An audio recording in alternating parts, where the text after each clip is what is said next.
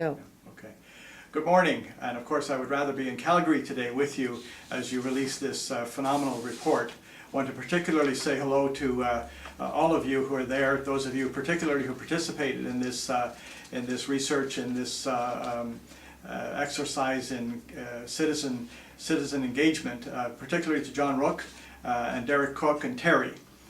I recall very well my trip to Calgary in November of 2006 and how shocked I was at the level of poverty in a city that epitomized to most Canadians the new economy, the wealth of the oil industry, and to see such homelessness at the bottom of those big towers and the effort being put into providing shelter, the limited shelter that was available by the people of Calgary. I took the stories that I heard while I was there with you, both on the wonderful evening, that full house gathering, and of course the next day when the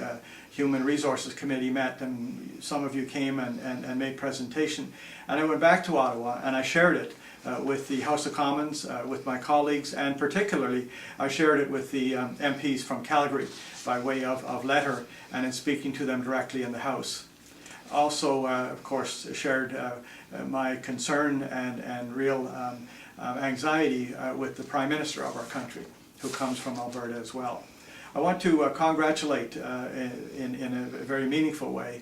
those who organized and took part in the poverty talks. Listening to the poor is always a valuable thing to do, always an exercise that adds benefit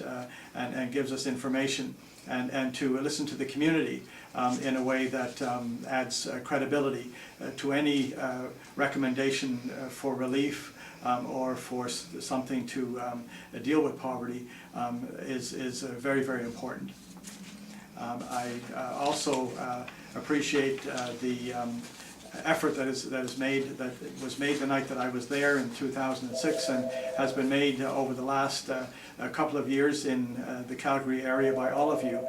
to share your passion about poverty and how you feel about it, because of course that message has to be sent to those of us who are in a position to make a difference. You are real wind changers. You may remember I told a story about Martin Luther King when I was there, who all of us know was a real champion on behalf of civil rights in the United States, and how after he got the civil rights movement going and got legislation in place, laws in place to protect the rights of people of color in that country, he then wanted to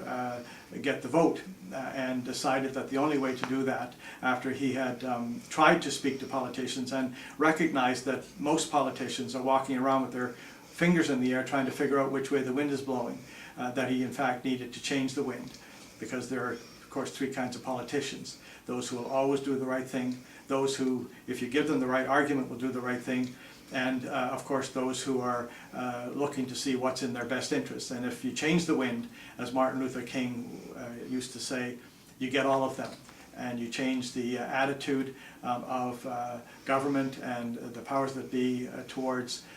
this issue, so that we might actually get something done. Really looking forward to taking the results of your discussions forward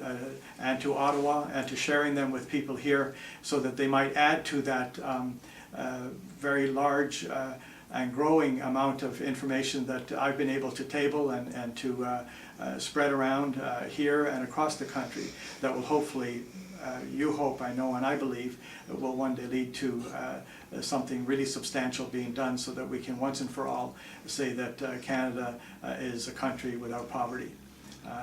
So thank you very much. Again, I'm sorry I'm not with you this morning, but certainly looking forward